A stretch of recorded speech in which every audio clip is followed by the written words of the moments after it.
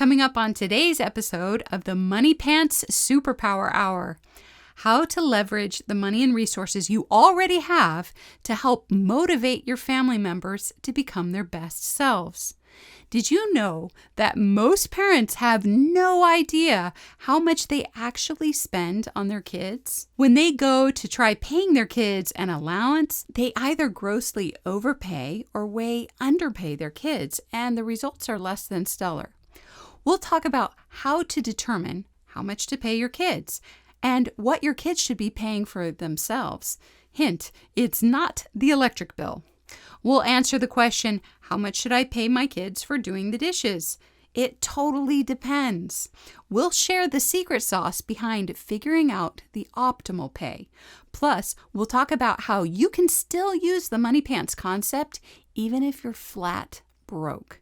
All this and more, but first, the joke of the day. A young man moves away from his parents to become a student, proudly showing off his new apartment to a couple of his friends late one night. He leads the way to his bedroom where there's a big brass gong. "What's with the big brass gong?" one of them asks. "Oh, it's not a gong. It's a talking clock." "A talking clock?" asks one of his friends. "Seriously?" "Yeah, watch," replies the student. He picks up a hammer and gives it a big whack, and the whole room vibrates with the sound. The three friends just stand there looking at each other when suddenly someone on the other side of the wall screams, "You idiot! It's 10 past 3 in the morning!"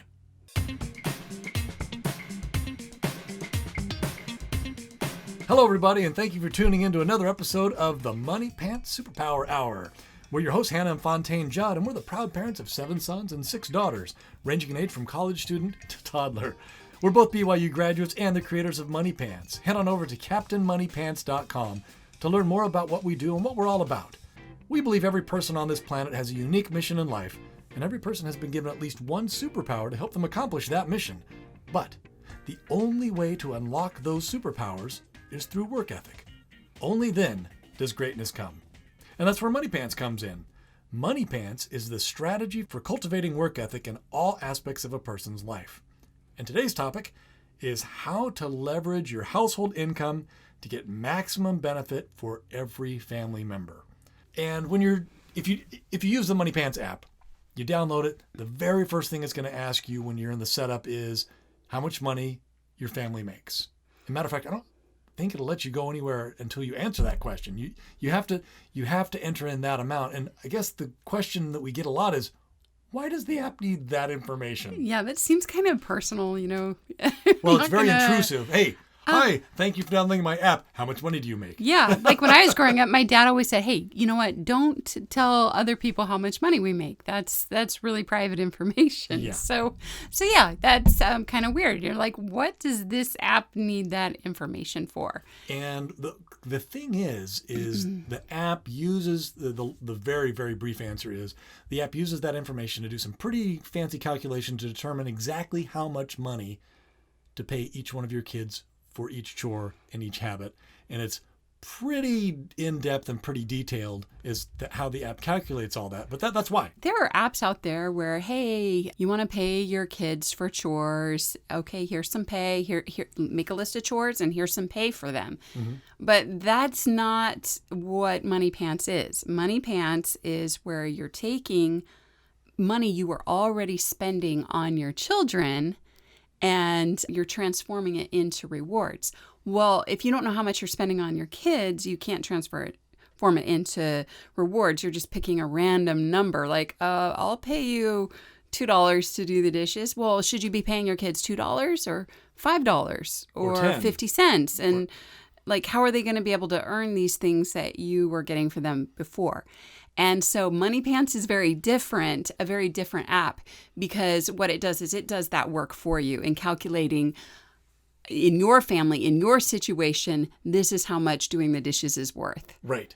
And so that it's actually possible for your kids to earn some of the things that you were giving to them for free before. And that's one of the core concepts that we espouse is that Moneypants or any allowance system that you're using shouldn't be costing you more money. Yeah, and this is why. We live in a rich society. We give our kids so much great stuff. Yeah. We aren't the only ones.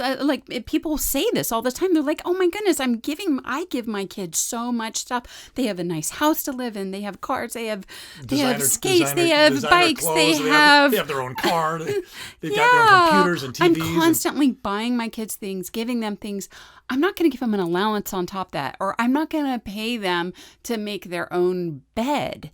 Yeah, why would I pay them more? I'm already giving them so much. They're going to be so entitled. Oh, Your Highness, and now I'm going to pay you to make your bed in this gorgeous room that you don't even share with anybody. Yeah. So a lot of people are like, heck no, I'm not going to pay my kids to more money. I spend all this on them. And you're going to lift a finger? Oh, I'm going to pay you? No, I'm not doing that. Yeah, and we get a lot of kickback for that, where they're like, I already give my kids so much, and they already have so much stuff. I'm not going to pay them more. Yeah, well, when people don't understand what Moneypants is, that's their initial impression, and they're like, heck no. No. Even if you broach the topic of an allowance, parents are just like, no, they already have too much stuff. No, I'm not going to pay them more. But we agree with that. 100%. 100%. They're right. They're exactly right. That it would cause a problem. So that's what we're suggesting is, instead of giving your kids more things, we're going to siphon off a little bit of what you're already spending on them. And instead of giving them things, you're going to give them opportunities to earn those things. That's the concept. Yeah. And so that's why the app needs how much you make, because the app does the calculation to determine, if you make $100,000 a year, according to our calculations, you spend about, and this is actually very interesting. If you go to, I think it's babycenter.com, they have a cool pie chart that's based off of years of data and research. And basically it breaks it down how much money you spend per kid based off of your income. And I think it was, I'm going off of memory here, so I could be totally wrong, but I think for a family that makes $60,000 a year, they spend like $10,000 on one kid. Now, that's including healthcare and mortgage payments and electric bills and clothing and all these different aspects of a person's life. It includes everything. But I mean, that's 1/6 of the family income is spent on that kid. Yeah, and that amount changes if you have more than one kid. Right. Actually, the percentage goes down. Interesting, the percentage that you spend per kid goes down the more kids you have, actually. So if you have 3 kids, you don't spend $10,000, you spend $6,000 per kid, but you're still spending more, a lot of money on your, anyway. So it was a really cool pie chart that we found years ago, and we're like, oh. And after we looked at that, we're like, well, we don't want our kids to pay for electric bill and for the water bill and for the mortgage payment and gas for the car and insurance. We don't. That's our responsibility. As parents, we feel that's our responsibility. But clothing and discretionary money, our kids totally should be able to earn that. And why not? Why wouldn't you want your kids to earn some of the things that they already are getting for free? Well, and when we say clothing, yes, it's your responsibility as a parent to clothe your children, but there's a difference between shopping at the mall and shopping at a garage sale or wearing hand-me-downs. So in a way, it is discretionary, because getting a whole bunch of brand new clothes every year, that's actually not a necessity. And having 15 pair of jeans, or 15 pairs of jeans. There's no dearth of clothing in this country. Yeah. So when we put that as one of the things that they can earn, how nice of clothes they get, whether it's what's popular, and that's where the discretionary part comes in. Yes, it is your responsibility to clothe your children, but you can clothe them in clean, modest, decent clothes for almost nothing. So how much you spend on it is actually quite a bit discretionary. Yeah, they may not be the nicest or the most stylish, I guess. Yes, stylish. Those will be nice clothes. They just won't be.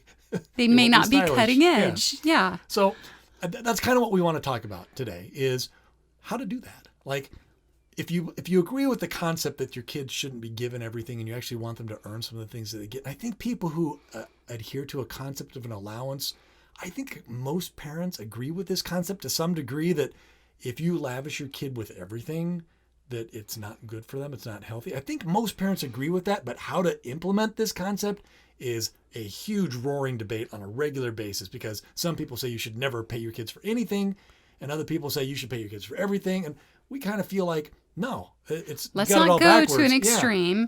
Let's just say, why not let your kids earn Some of of those those things that are discretionary, that aren't necessary, but that your kids really, really want?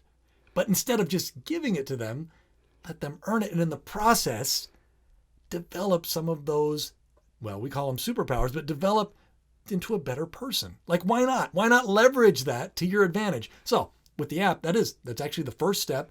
Enter your income. And the app will do the really cool calculations based off of your income. And it will say, if you have, and then you'll enter in how many family members there are. And then you enter in all the jobs, and the app will go, okay, you got 5 family members, and you've got 10 daily jobs and 10 weekly jobs. And you got this income. Okay, looks like Barry here, he can earn $1,000 a year. And the app is, but that's part of the family income. This is money that you were already spending anyway. This is money that you were planning on spending on Barry anyway, but in specific categories. Do you want to talk about that? Well, before you go on, I wanted to say we used to implement Moneypants on our own. We didn't have an app. We didn't. Right. For years, we implemented this concept. Yeah, maybe we should go backwards. Yeah. Yeah, Okay. we implemented this concept for a long time, and we didn't have an app. We just, made little paper charts and did the calculations. But what we found when we're like, hey, well, maybe this would help other families, what we found out is most families don't know how much, they have no idea how much they spend on their kids. Stop. That was a huge revelation to us. Hannah, I'm one of my jobs in the family is to track our finances. That's what we decided early on in our marriage. So I got Microsoft Money, and I learned, I started out with a spreadsheet, but then I graduated to Microsoft Money, and every penny. Yeah, and you did a great job. You kept track of our finances so well. Mm-hmm. It was like, I am so glad I'm married to you, because that's not my thing. Anyway, but yeah, you kept track of all our money, and we knew exactly where our money was going and how much. And so because of that work that you did, we were able to say, oh, well, this is how much we spend on the kids. It was easy. This is how much. Look, this is how much we spend on food. This is how much we spend on mortgage. This is how much we spend on fund money. This is how much we spend on the kids. This is how much we spend on clothes. I mean, I get pretty detailed reports. So we were able to do the math and go, okay, well, in order for them to earn this money, their jobs are going to be worth about this much. Yeah. And it wasn't perfect. No, but it was pretty good. It was pretty good. But when we tried to implement this with other families, we found out that they would get, like, their eyes would get glazed over, and they would just be like, even though they liked the concept, it was... No. They really liked the idea of their kids earning some of the things they were getting for free. They also liked the idea that it wasn't an added expense. They liked those two concepts a lot. Yeah, but they had no idea. They're like, oh, yeah, I should do my budget, and I should know. There were two reactions. One was being overwhelmed of, I can't do that. I'm not as organized as you guys are. I'm not a financial person. There's no way I could do this. I have no clue how much I spend on my kids. And for me to figure it out, it's just too much work. Or they would look at the numbers we were using, and maybe they were making the same amount of money as we were, and they're like, you pay your kids that? There's no way I'm going to give my kids that amount of money. Yes. And they freaked out about it. But remember, we had some families who did keep track of their finances, or who challenged us and said, there's no way this is right. Right. And they went home and they did all the math and they added up those discretionary expenses. Mm-hmm. And then I remember, like, one family in particular meeting with them the next week, and they're like, this was almost exactly the amount we spend for a kid. We felt so sneaky. And we're like, so that's what the app does. It does those calculations, but it needs that information. It needs to know how many family members you have, because that changes the percents and everything. Okay. Well, no, and I'm going to butt in here for a second because you're on a roll, but I wanted to point out, we got this information from a USDA report. And it's an ongoing report. It's every year. Every year, but then also from the census data, U.S. Census data. And so we compiled all this information and to come up with these formulas to calculate pretty accurately how much your family spends on each family member, depending on how big your family is and what your income is. And how many jobs you create. And it's fascinating because, as you were saying, Hannah, almost to the dollar, I would bet anybody who's listening, I could come into your home, you tell me how much you make in a year, that household, and I'll tell you within a couple bucks how much you spend per kid per year. That's how accurate we've found our calculations to be. And interestingly, because we got this data from, and it's been years and years and years, and I have all this research, and we had to kind of extrapolate these curves and these formulas that we've created. We had to figure out how they worked and all that, but and it kind of tapers off the data for families making about $350,000 a year. Yeah, so we're like, okay, our app is kind of limited because it was like $30,000 a year. Yeah, we didn't have any data about $350, $375. Yeah, we didn't have any data for people making less than $30,000 a year, and we didn't have any data for people making more than about $350,000 a year. So we're like, math. And we just continued the curve, or the kind of the curve. So no, Hannah, I was so proud of myself. Yes, you did. It was amazing. But interestingly, we have had clients that we've worked with who have made like $600,000 a year, and we had extrapolated, kind of guessed like, okay, if this curve continues in this pattern, they're probably spending this much. And so, we plugged in those numbers, and it did work for that family. They were shocked. They're like, this is almost exactly how much we spent. And weren't they like, they weren't $450, they were like $600. It's $600, $600,000 a year. And we're like, well, we think our formula works. Let's plug it in and see. And sure enough, they're like, wow. Because then we came back to them the next week, and they're like, wow. Wasn't the mom an accountant too? For some, I think for the hospital or something. So and she's like, and they knew their numbers. They knew, and the dad was a spreadsheet guy. And you know the guys who have spreadsheets, they pull they up spreadsheets. Love this. They know where their money goes. All the spreadsheet guys, you know who you are. They're out there. They know where their money goes. And sure enough, he sat to, actually, no, it was the same visit. Yeah. This was all at the same visit. He and I went over to the side, and he's like, okay, here's what I think all my numbers are, and I plugged him into the app, and he's like, oh wow, that's pretty close. That's pretty darn close to what I spent on my kids, which to me was like a huge relief, but also a big confirmation of, okay, our formula is pretty darn close. Yeah. So anyway, so that's one of the benefits of the app. It's not necessary because you can do your finances, you can do the math, you can figure it out, but it's just convenient to have that calculated, because a lot of people don't know. And the vast majority of our customers if you want to just be able to get started and use the system and have it work like right away without, having to figure all this out, it's convenient because it's probably really, really accurate. Well, no, that was the big stumbling block when we first started out too, and we were using the paper system, is all the math that was involved. Because not only do you have to figure out how much you're spending on your kids, but then you have to divide it up by kids. But then you have to divide that up by how many jobs there are. But then you have to divide that up by daily and weekly jobs. And then you have to divide that up with, I got to include habits. I'd rather NAP did that for me. And then, but what about Job Jar? And how does that get funded? And then bonuses. And then what if they do a job substitute? And then how do you calculate fees? And we're like, wow, we need an app. Yeah, this would be easier if there was just a computer calculating this for me. But I want to go back, because we missed a point though. I wanted to go back why you would want to siphon off some of your household income and use that to pay your kids. And the pushback we've received is, why would you do that? Why should I pay my kids an allowance, or pay my kids to make the bed, or pay my kids to do the dishes, or pay my kids to brush their teeth? Like, why would I do that? And our answer is, you already are. You already are paying your kids. You just don't realize it. You're paying them by giving them all these things for free. So why not back that off a little bit? Instead of giving them stuff for free, give them opportunities.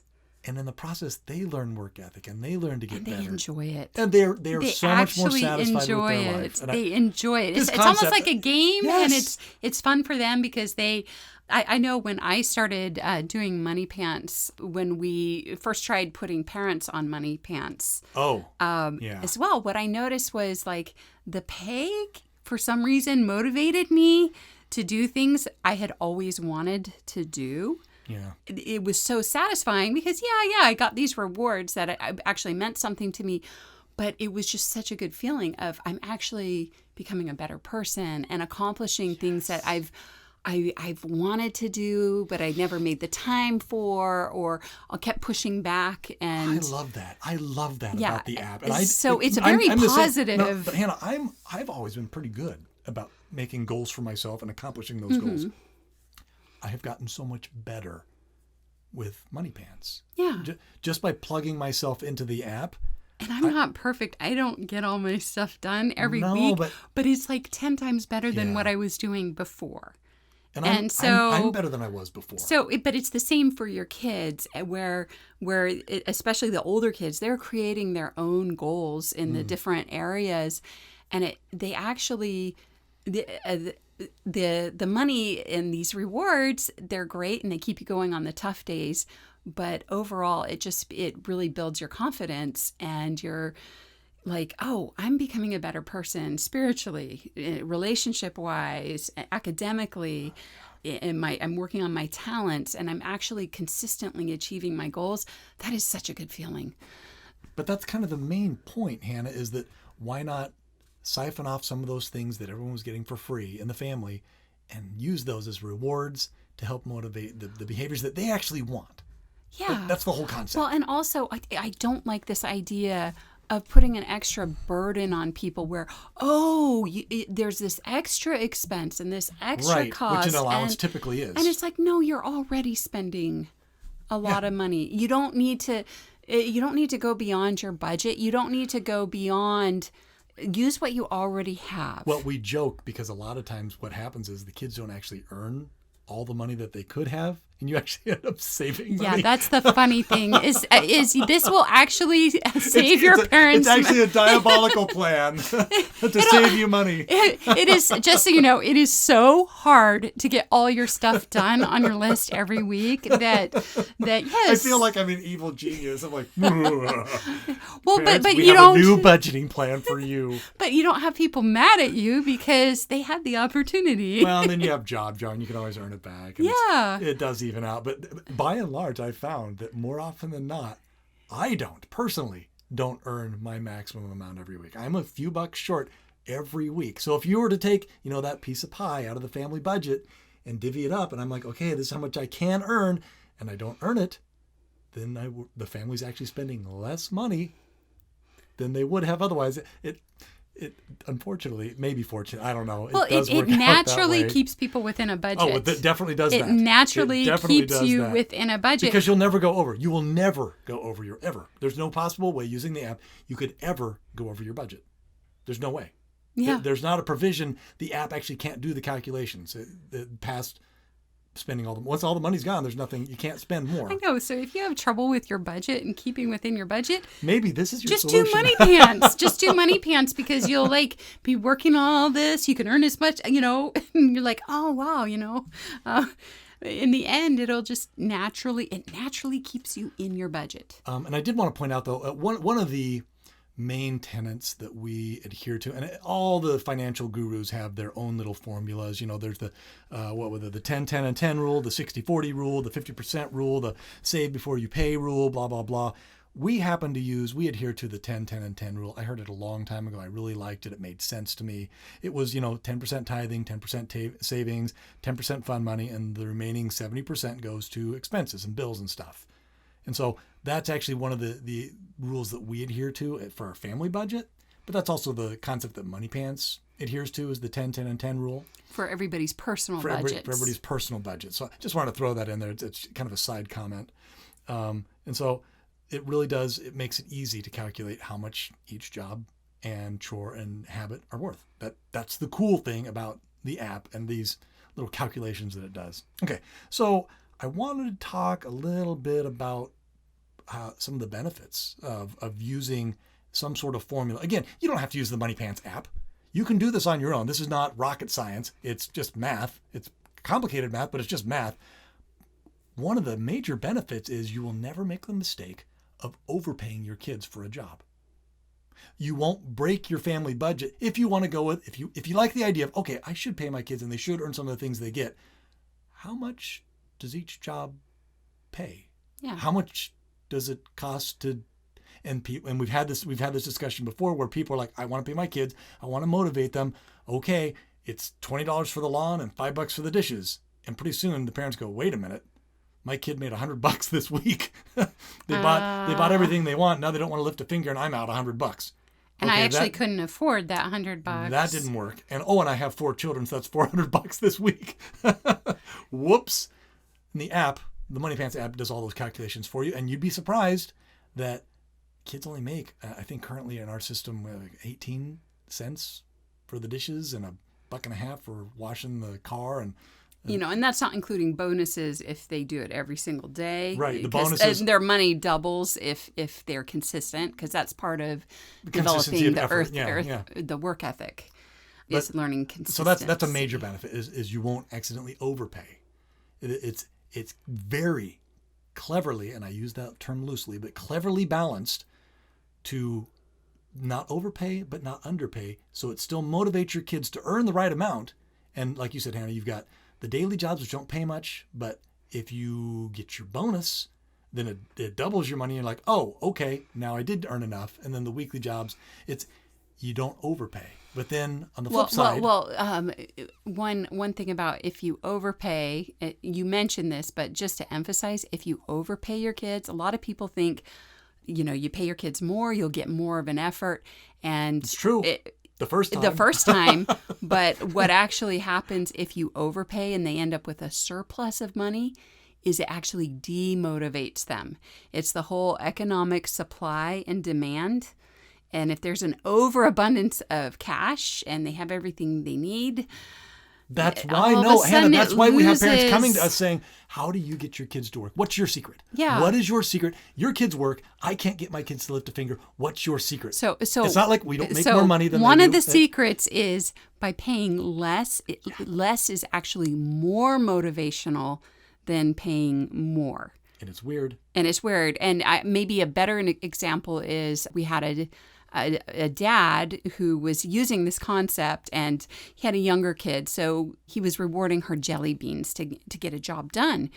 And I had explained to him, when you're first teaching a young child how to work, you can use a little treat, like it's a small treat, like a jelly bean or a Tic Tac, something very small, a piece of popcorn, a Cheez-It, and go, okay, now I want you to pick up all this. Now I want you to do this, and kind of break a job up and reward them and give them that one Tic Tac or that one jelly bean after they complete each just task. A teeny tiny little reward, but that's immediate.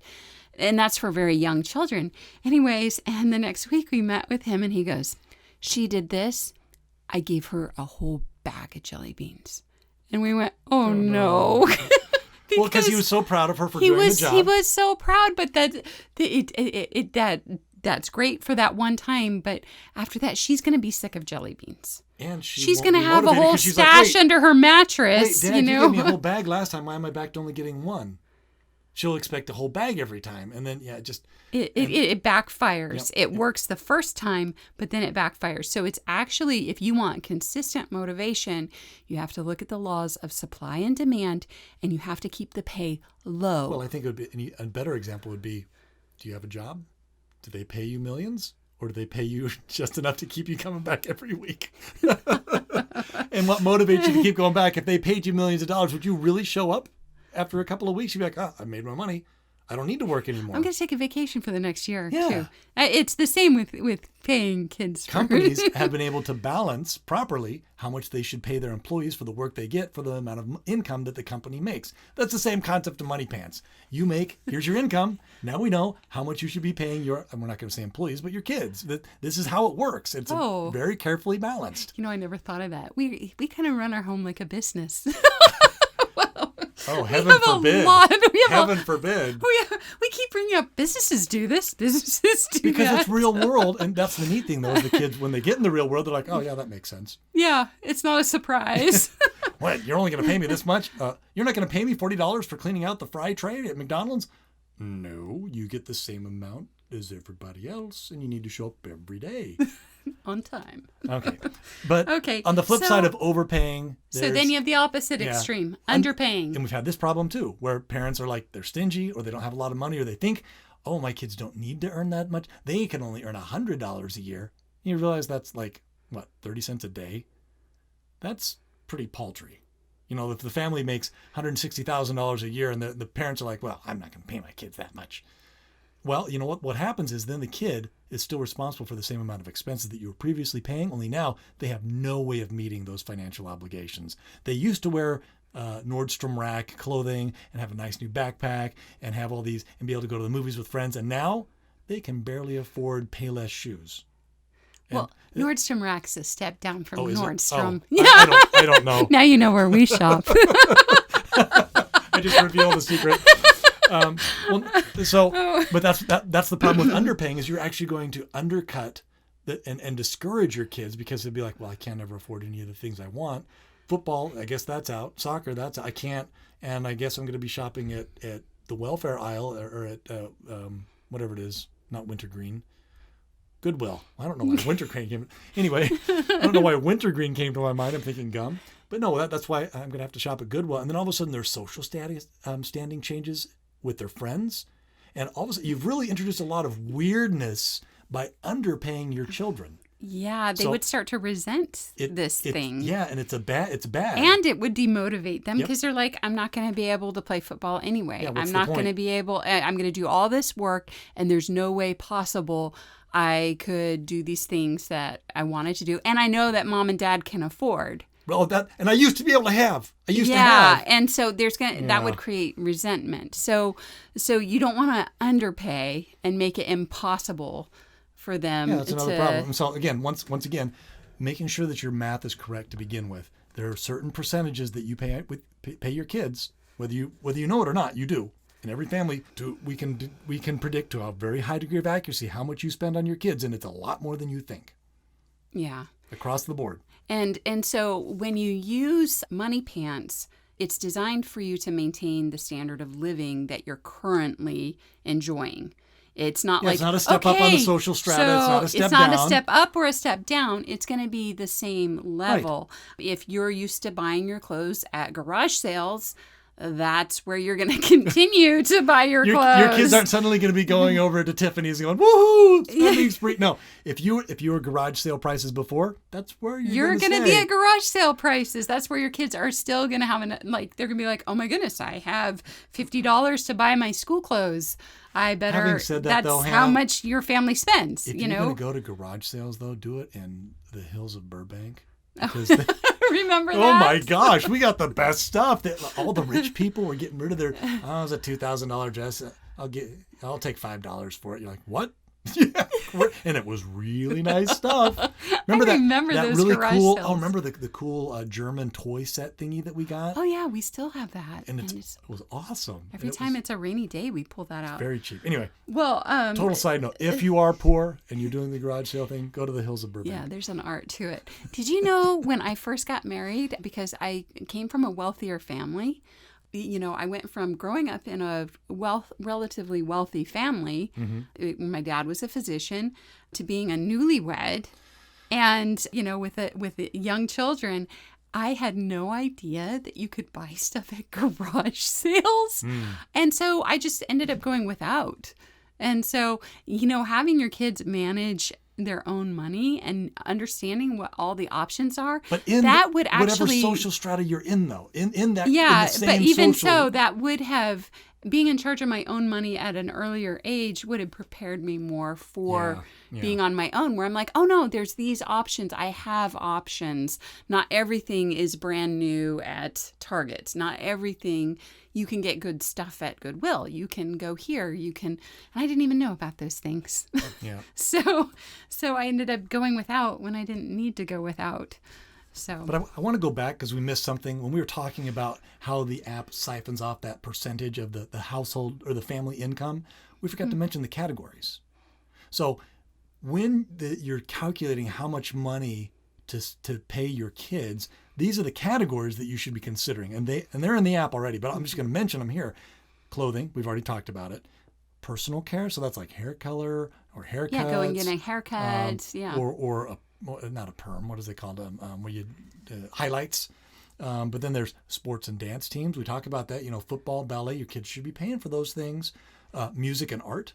Music lessons, drum lessons, These guitar are the lessons. extras. Yeah. And if you're thinking haircuts aren't an extra, oh yes, Sure they they are. You go on YouTube, you get yourself a pair of clippers, you can Save cut your yourself a lot of hair. money. You can cut your hair yourself if you want a nice hair salon haircut. That is definitely discretionary. Mm-hmm. School supplies. Maybe your family pays for backpacks, and there's like a base for backpacks, but then anything additional to that is up to the kids. Electronics. You really think your kid needs a phone? Needs a Game Boy? Needs a fancy new computer? Needs an iPad? Those are discretionary, and they should be paying for those things. Although we haven't talked about media. We have a different take on that altogether. But if you're a family where your kids are buying, their own electronics, where you allow that, remote control cars, yeah. or maybe they're into the remote control airplanes, that sort of stuff, they should be paying for those. Any sort of hobbies, summer camps, girls camp, boys camp, conditioning camps, all that stuff. Transportation. Now, this is kind of a iffy one. If your kid has their own car, maybe they need to be paying for their own insurance and maybe even their own gas. Or if it's a bike, they should be paying for their bike repairs and any upgrades they make to their bike. Maybe they want to get a nifty new basket for the front. That's on them. And then we have another category. Maybe it's gifts for presents, or friends, or outings, or trips, or movie tickets, or whatever. And that's it. Those are the categories that your kids should be paying for. So when we say we're going to siphon off a little portion of the family income, that's what we're talking about. Each kid should be paying for those 9 different categories themselves. And you use that money that you would have spent on them, and now they're going to earn it themselves. And it's really cool because then they decide which is most important to them, and you get cool insights into their personality and their superpowers and who they are and what they want. And anyway, I just wanted to kind of go over that really quick. Those are the categories that we're talking about, not healthcare, not electric bill, not mortgage. Those are not the things we're having the kids pay for. Those are family bills that go on the family card. Yep.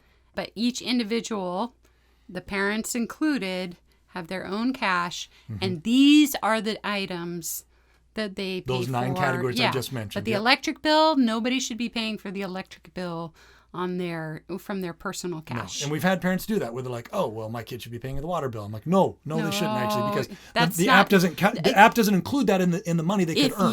If you want to do that, you'd have to make your own program where you took the money that you were previously spending. You know what? Maybe you could. You take the family income and the family expenses, divide it by 8 because you have 6 kids, 2 parents. Everybody has there's your section of the electric bill to pay for.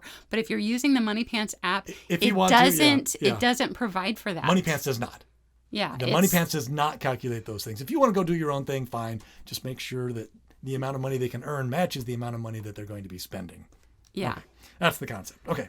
So I guess that's one of the main reasons that we're different from allowance apps. I think we've hit that point pretty hard. Or chore apps. Or a chore app. But I think it's also, we got to be very clear. Our numbers that we come up with are not random. These are not arbitrary. They are not, I think dishes should be $1. No. These are very carefully calculated to the penny how much your kids should earn for each and every job and habit and job jar that they're accomplishing. You know what? I should probably give a little disclaimer at this point.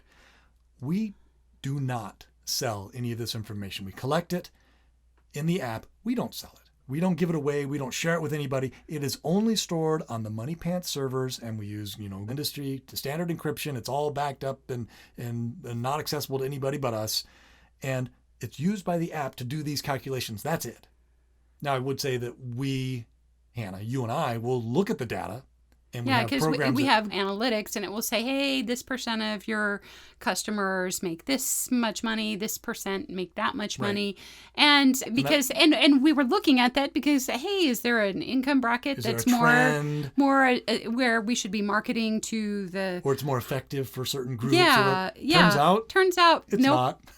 People from all different income levels love the Moneypants concept. $30,000 a year. We got people making $1 million a year. And it doesn't seem to matter. It's because it's people who want to give their kids that advantage. People who want their kids to learn these things. And it doesn't seem to matter how much you make. Because last I checked, So that's are the kids. information. That's the information we've gotten from that was, it Doesn't matter. Our concept, it doesn't matter how much money you make. Maybe after we have it's more customers, it'll be more obvious. But right now, it seems to be evenly distributed among income levels. But that's as far as, going, gosh, is that okay to put that information out there?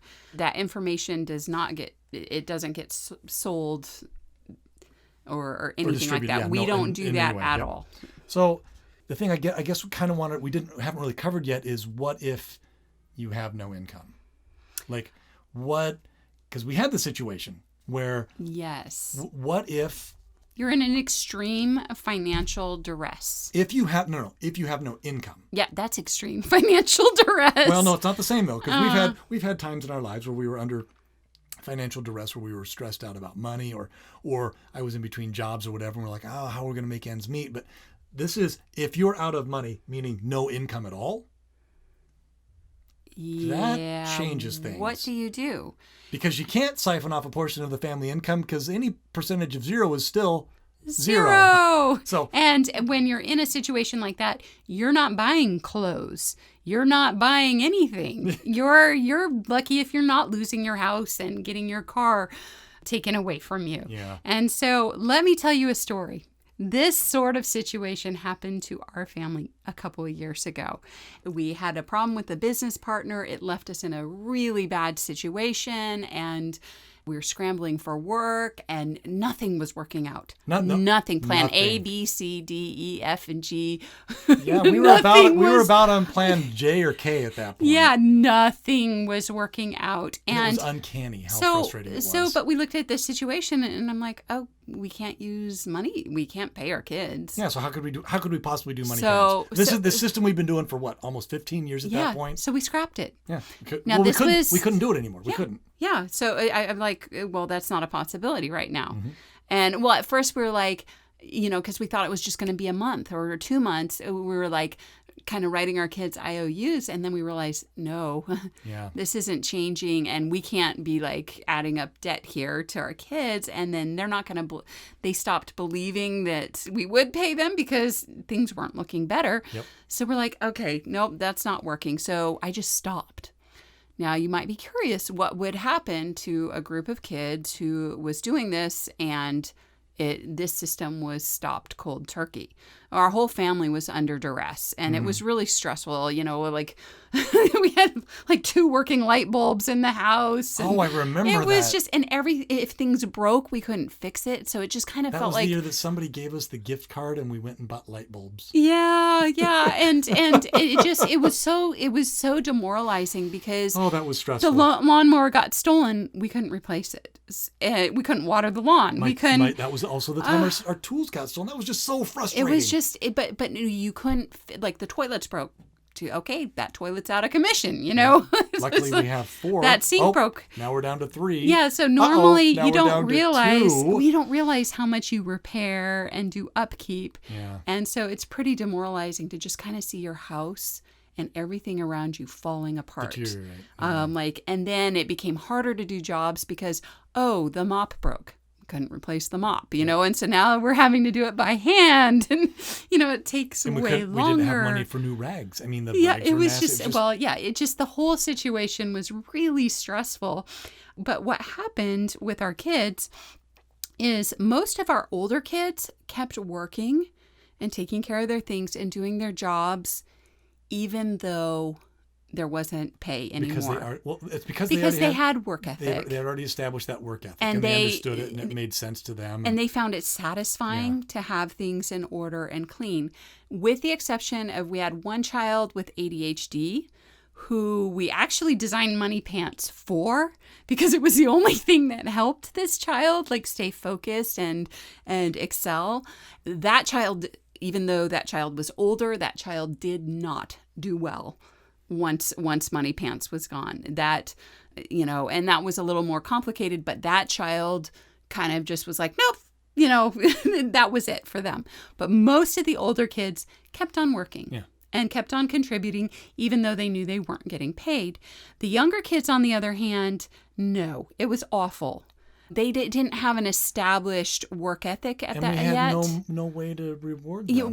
There was nothing for them to look forward to. There were no sports. There was no nothing. No treats, no clothing, no shopping trips, no toys, nothing. And so what happened is I started nagging. I started saying, hey, this isn't fair to put me to clean the house. The house is filthy. We're looking like pigs. Guilt trips, yelling, come nagging, on. Threatening. Yeah, but I didn't have any other tool. I'm like, this is how it should be. Guys, you need to listen to your mom. And No. We finally started taking jujitsu classes, remember? No. No, just kidding. No, we did though. It was so stressful though. It digressed into yelling, nagging, and manipulating. I'm like, this is why people don't have more than 3 kids. Yeah. Because this is what they're dealing with.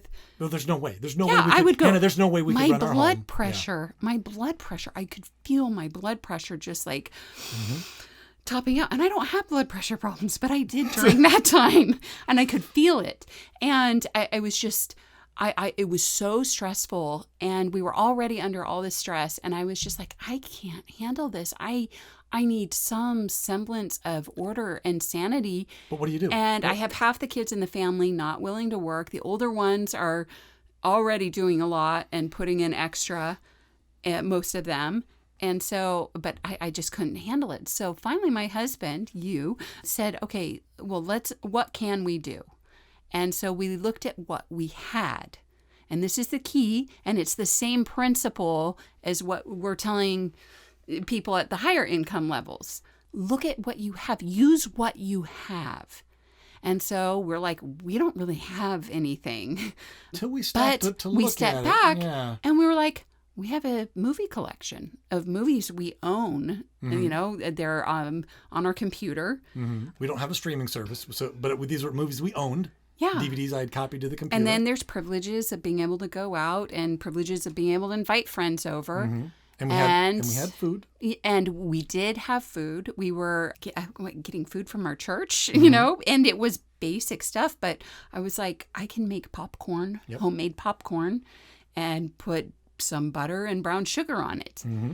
And so we realized we still had privileges we could give our children.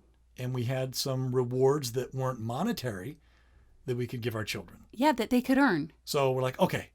So what we did, we stuck with Moneypants, but instead of dollar amounts of paying the kids, the dollar amounts they still were tallying points and money on the app. But what we did was, at the end of the week, if you had earned a certain amount, that meant you could have this privilege. Night. And remember what we did? The kids really liked this. If you earned at least $10, I think it was $10. Yeah, it's $10. You could watch the movie. If you earned 15, you could invite a friend over. If you earned 20, you could have the movie, a friend over, and have a treat. And if you earned more than 25, you could have two friends over.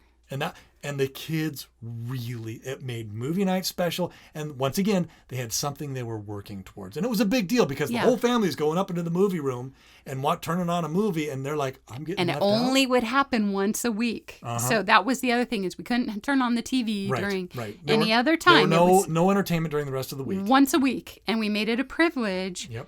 And so what happened is it restored sanity to our home. Oh my gosh. And I was like, it was still super stressful, but it wasn't perfect. I was going to say it wasn't perfect. It wasn't perfect. It didn't work as well. No. But it was enough for me to be like, okay, I can do this. Basically, we basically used privileges as the currency. Yeah.